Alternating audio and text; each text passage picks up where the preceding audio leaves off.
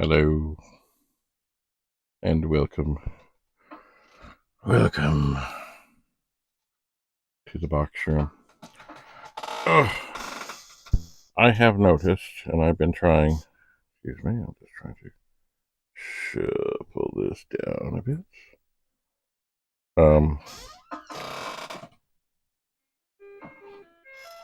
What is that shadow? Oh, that's the microphone shadow. There we go. I have noticed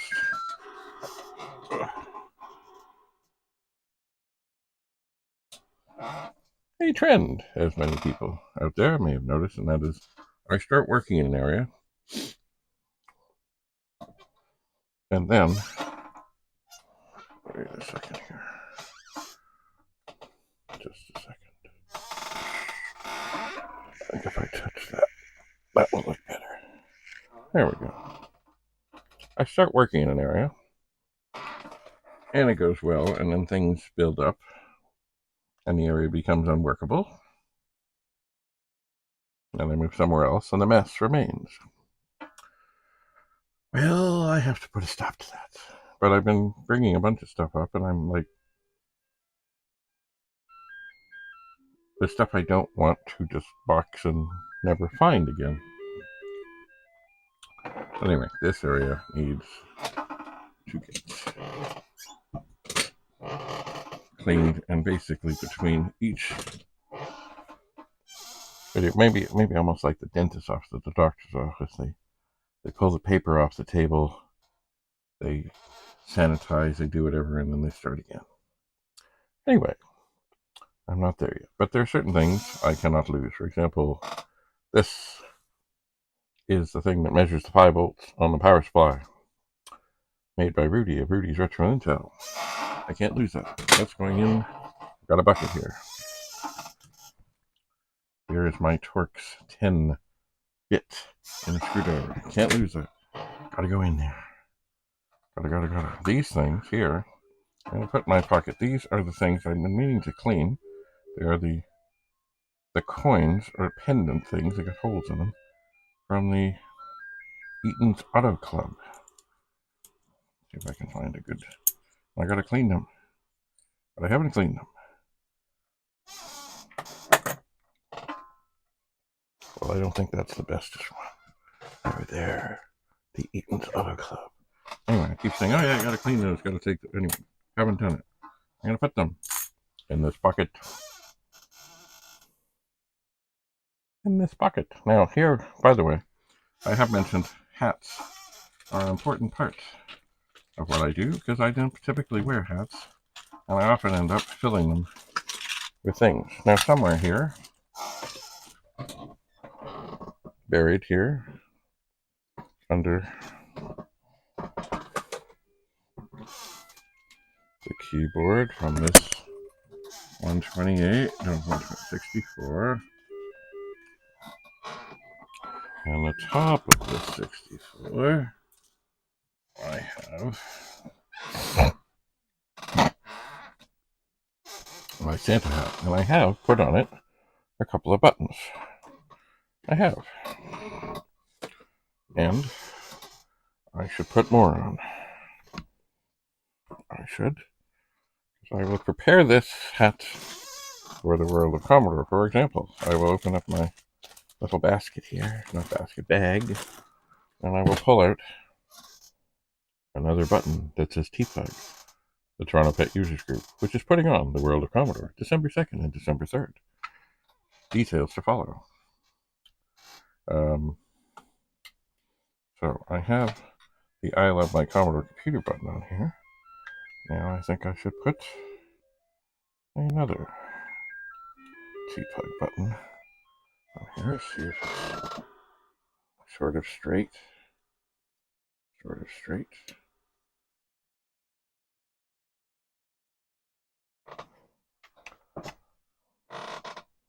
Somewhat straight.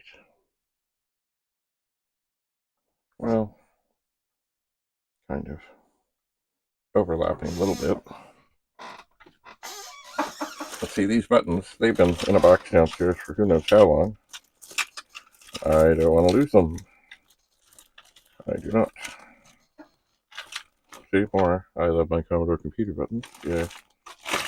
I have a couple others. I do want to try the yellowing experiment with some of these.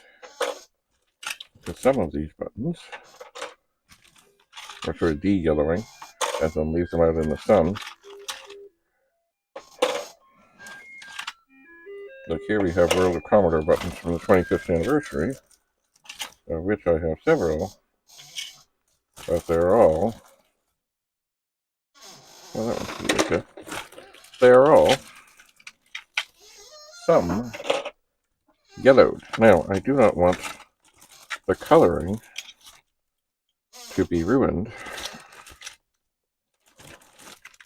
by the sunlight. But I would like the yellowing to go away, but I don't know if that will work. So what I will do, I believe, is I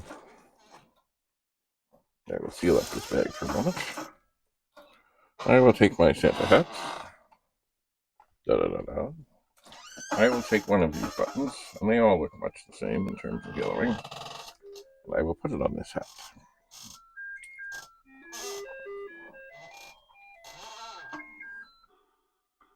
I shall try to get it pretty well placed on the first try. Not that it matters with a hat like this. Some hats, it's like you don't want to fill it with holes. This really doesn't. It wouldn't fill with holes. Well, that's not bad. It's overlapping a little bit. It's okay. And then I have this other button here that is celebrating some sort of thing that Commodore was a sponsor of. So I will put that on here too.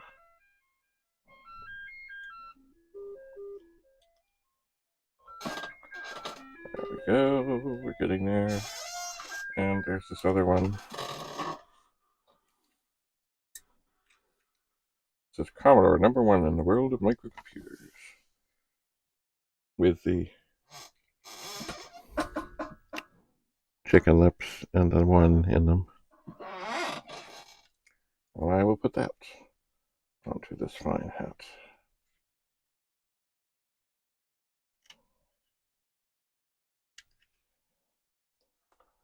And then I suppose, maybe, for a moment, anyway, I'll put this on now. The main button is, of course, should be right in the front. Anyway, that is how hats grow and evolve. There's another one here I'm going to stick on before I put things back in the bag. It's from the Nortec BBS, which is the first bulletin board my brother and I ran out of Northern Secondary School. And we have buttons made. Now, were the buttons a financial success? No, they were not. But we thought it was a good thing to do. Sometimes, well, but of course, looking back on the legacy of it, it was a success because, of course, we still have buttons. And that's funny how many places I have found these buttons that popped up. So they get out there. All right. So back to the hat. Ha ha! Ho ho ho. This placement is all important. So what I think I will do today is I'm looking through these World of Commodore buttons. And I think I'm going to put one of these in my pocket with the coins. I'm going to put these ones back in the bag.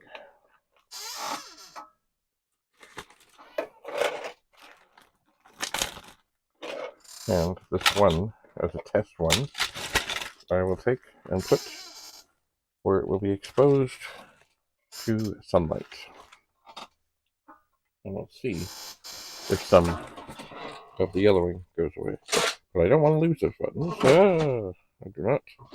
So I put them in the bag over there, out of the way. Now,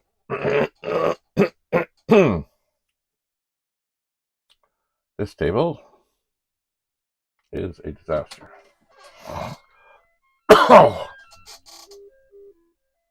It is. There's all kinds of things here that need not to be here.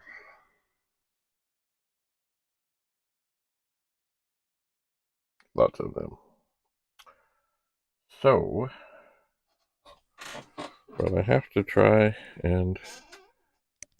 Oh, this hat is going to get hot, so I'm going to put this one back on.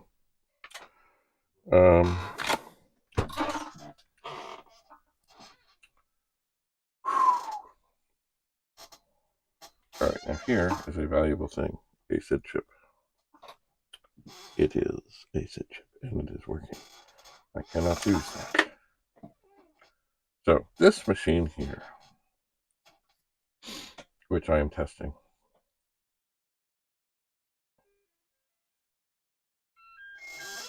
I gotta look and see.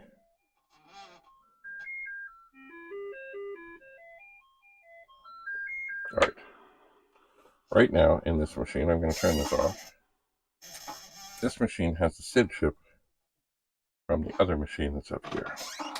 And how do I know that? Well, from the sound, but also looking at the number. So I am going to very carefully, with this specially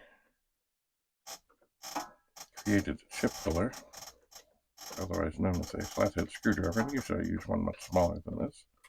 I'm going to take this one out. Then I will look over the pins of this one, and I will put this one back into this 64 from where it came. I will turn this back on and let it run through its diagnostic-y things and make sure that I haven't missed a pin or anything, because these things happen. So for this moment, I will move this. Remember, this is the keyboard that is missing the 0 key. The plus key was upside down. It's okay now, but it looks very good. I mean, there's stuff. I mean, if this was going to go and not as a parts machine, as in being sold off for parts, I would. There we go. There's the SID chip. I would do some more tidying. But at this instant,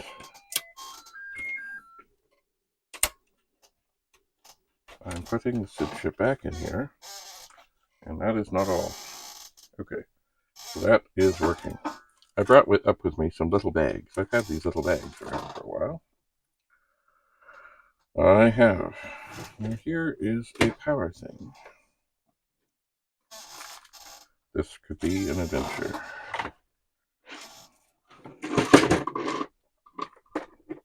It could be.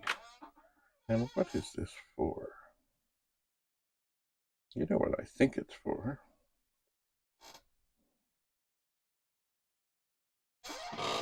I think it's for... Oh, yeah.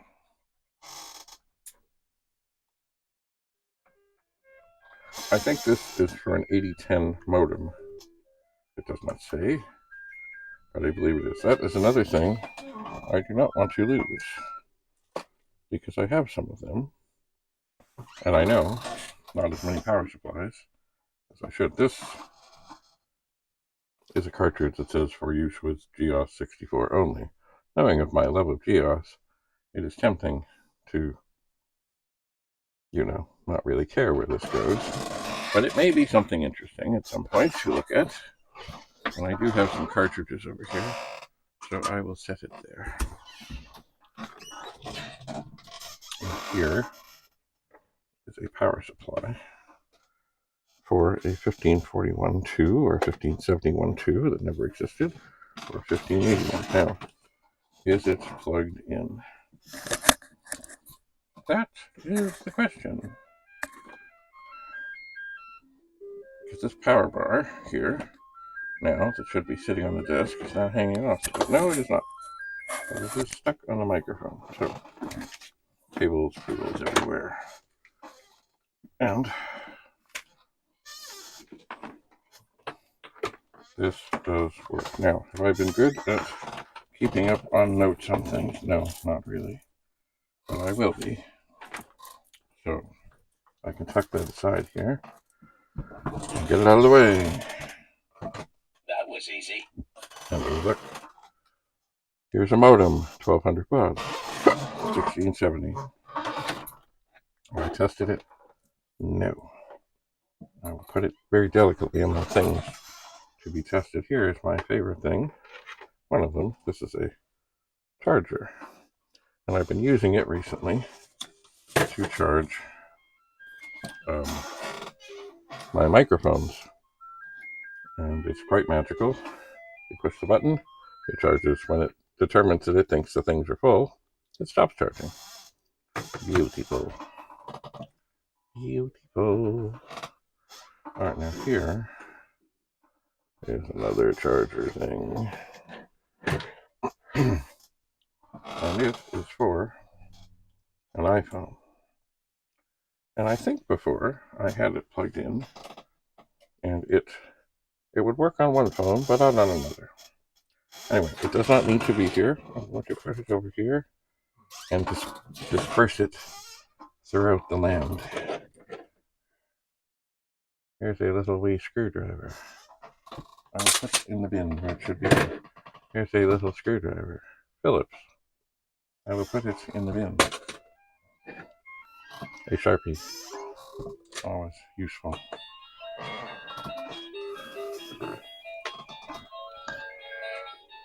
This cannot get lost. I will put it also in this bucket. It's at the top. I can't not know where it is.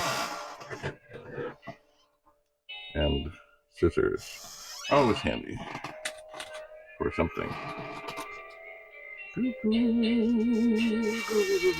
Now, another thing I see sitting here is a collection of screws. I know what they're from. But I know that if I leave them sitting here, unprotected, something will knock them.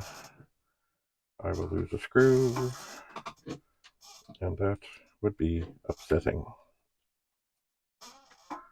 So I will put them in this little bag.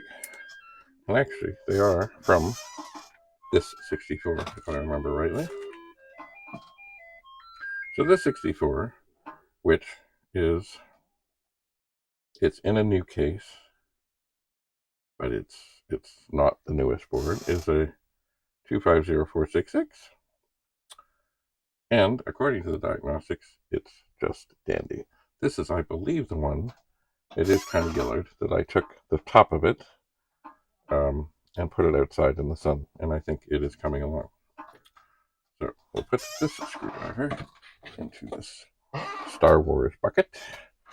Move these aside. And I think at this moment in time, I will turn this off. And very delicately pull out all the things that it is got attached to it, which means monitor and all the diagnostic-y things. And it's just dandy. Dandy. And the diagnostic harness, which I have had it for years, is not allowed to be lost. So I've got actually I have a bin over here that has some of my glasses in it. I will put that in there along with other things, along with the cartridge. Cannot be lost. I'm still irked because I had in my hand the one for the 128 and I don't know where I put it down. I don't know. So here, this should go down to the pet room. It is a 64 power supply that I cut the cables off because it was bad. The 9-volt side was bad, not the 5. Oh, monitor does not need to be on. Monitor does not need to be on. Okay. So this 64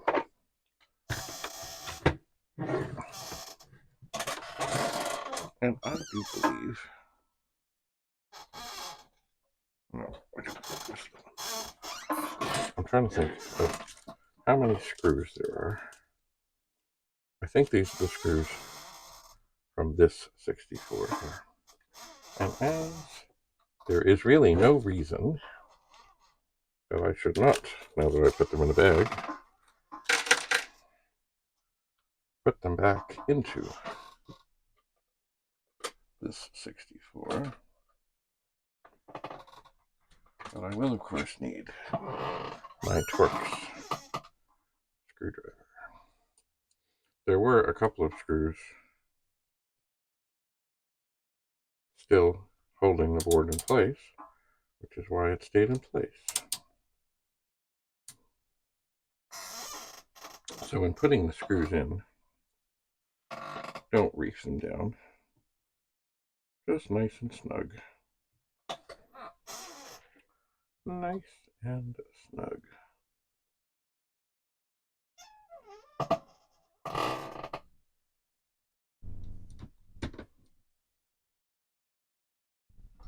Just gently in place. There are 7 screws that hold the typical board in the Commodore 64 to the circuit board, that is. What is that? Oh, I might have them in. Hang on. Let's see. 1, 2. Oh no, no. I am missing one.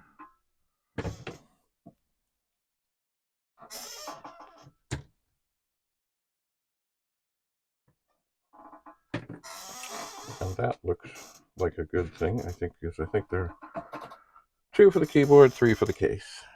Now, as I look far off in the distance,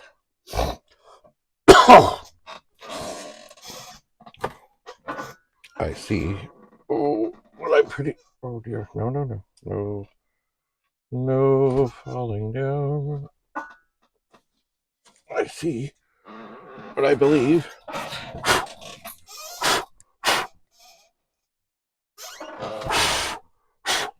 is the shield. And I do like these shields for all the fingers that come down onto the chips. And actually I can tell that this is the right one because a lot of these fingers have a lot more of a bend to them. Now, if I had some more of the white goo around, I would put it on. Oh, I know what I've done. Yes, brilliant. As the lady I worked with said, why do something once when you can do it twice? Alright, well, I know that these are the right screws, so at least that was worth the time to put them in. But to put the shield back on, I need to take these screws that I just put in back out, else I cannot put the shield in. As I said, if I had some of the white stuff, I would put more on the chips. Because, as Bill Hurd would say, and others have said, heat is the enemy. And it is. With these old computer things. Now, once you have the shield in getting there, it actually does make it,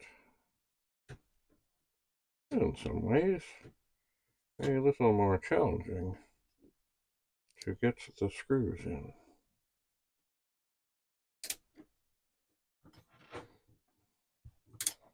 And that one, I don't think is in right. It's too much tension.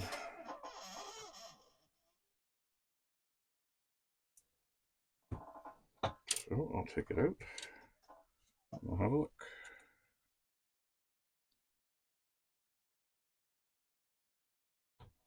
Maybe I'll put this one in the middle in first.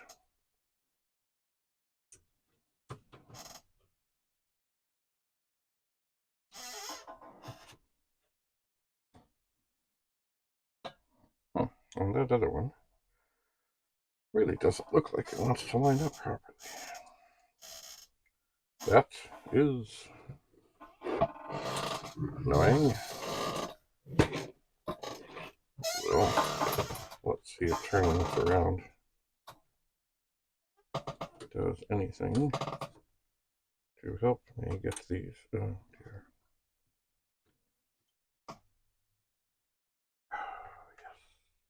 I like these shields. Actually, the one thing, they are nice, they're good. It's just hard to get the screws. That's 2 I failed on, good.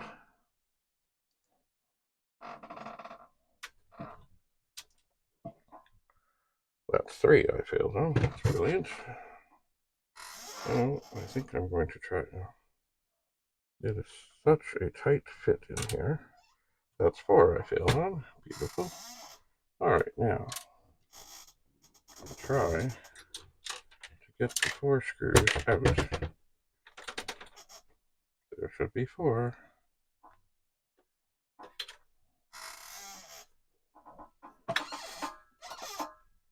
Are they 4? Okay, I think I have 4. Okay. You know, in some ways, I would have been better to put the screws into the shielding before putting it on here, as in into the holes, because now that it's down inside, oh my god, now that it's down inside the machine, it is tougher. There, I have, there, is that going to stay? Yes. I'm doing something that is maybe not the wisest, but things happened. I have these, well, the screwdrivers do have a little magnetic property to them, which may or may not be good around computer things, but yet it is being helpful. I think I'm getting these silly screws to go in. I think they're not in the board, but I'm getting them into the holes, or am I, on the shielding. Maybe for this one I need both. It's not going to go. Oh man, oh man, oh man, oh man, oh man, oh man. Hang on. That was a flat blade screwdriver, perhaps. The Phillips will help better.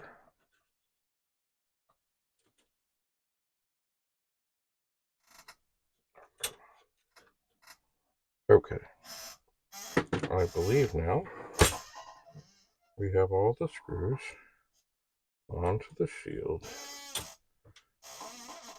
that would lead me to think that there's a reasonable chance that they would line up with the with the appropriate holes, except one of them has popped off.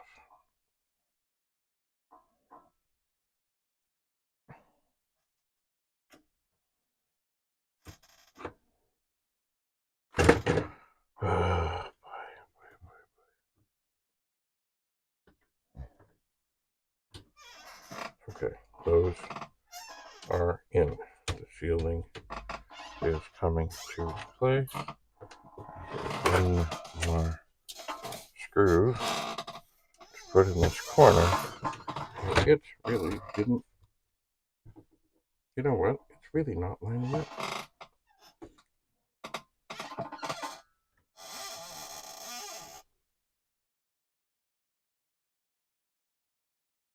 So I will gently.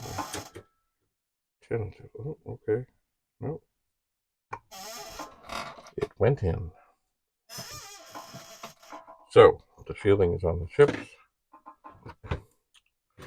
The chips are on the board, and the green grass grew all around, all around. Okay. So I can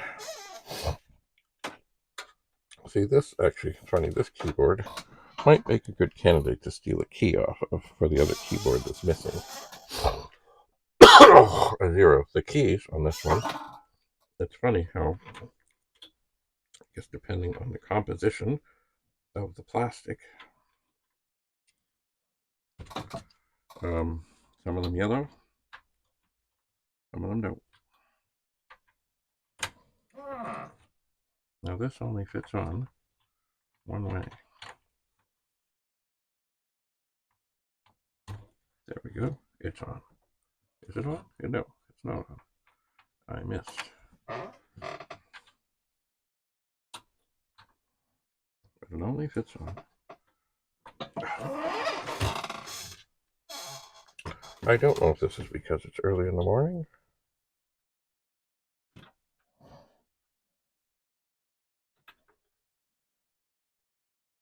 And it is, by the way, early.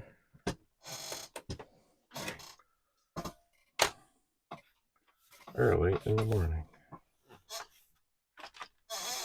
Don't drop the keyboard. Don't drop the keyboard. That is not going on nicely. What is going on? See these pins, they can get a little bit bent.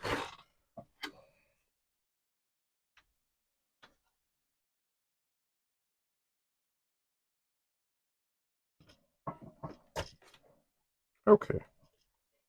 So that is on. So we have the keyboard. Now, of course, there are two screws here to hold the keyboard in place, and they are Phillips. Why, if they're going to use Torx throughout the machine, would they not use them on this? I don't know. And I think they did save some screws on this whole design, because I think others, oh yeah, other 64 keyboards had a lot more screws. They did.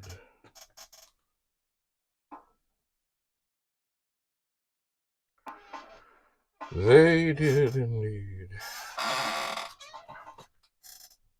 All right.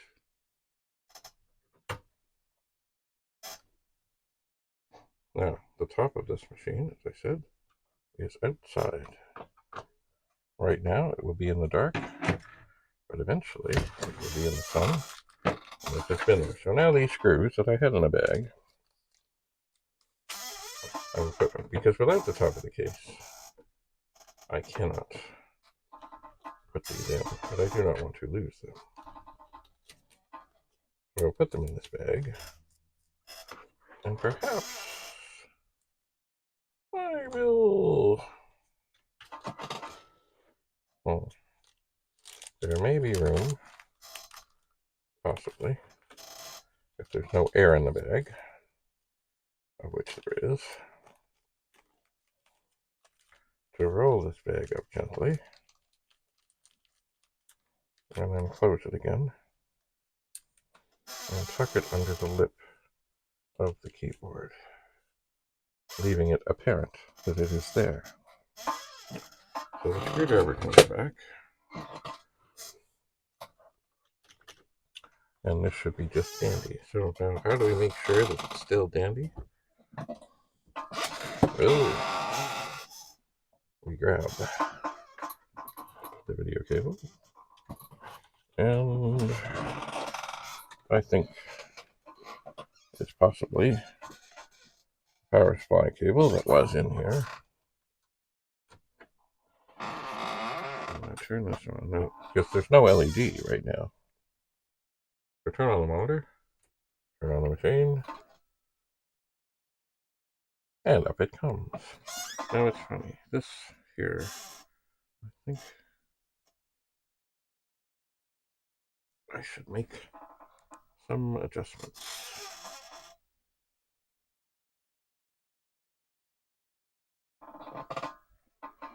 Maybe that. Anyway, this, I know this doesn't show up very well. All right. So now I really need to make notes on this machine. But at this instant, I do not have any paper available. But I know where some is. So what I'm going to do because I'm not done here yet. I'm going to put this screwdriver in here. I have this wonderful brush. I'm going to put into the bucket. I have a pencil with an eraser into the bucket. I have a little tiny screwdriver. I think it is a... This is a slotted. It is. It's anyway. One of the things about these screwdrivers that I'm not like with this little thing and with this rubber thing and all. Sometimes they are really not strong enough to get chips out. I'm going to put that there. And now I will take another bag from my bag collection because I have another 64 here that needs to be resolved. And I think I've determined that you cannot trust the diagnostic cartridge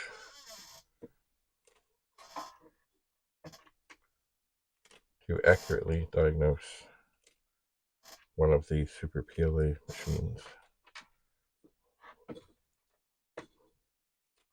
And maybe people already knew this, but I did not know this. So, I will look around, make sure that I do not see any other screws, and I do not. So I will put this up here. Now, you know what, these bags are important. One thing I notice more and more, this chair is squeaking. I gotta find a way to resolve that.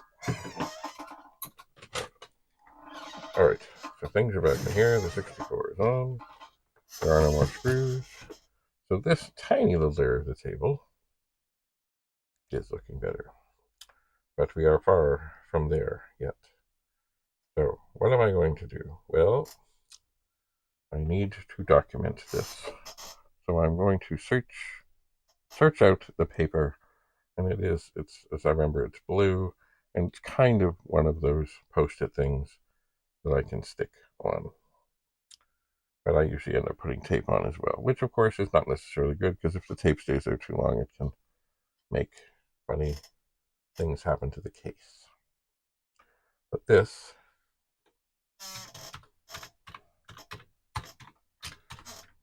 you know what? When you have the shift lock down, nothing really comes out as you would hope.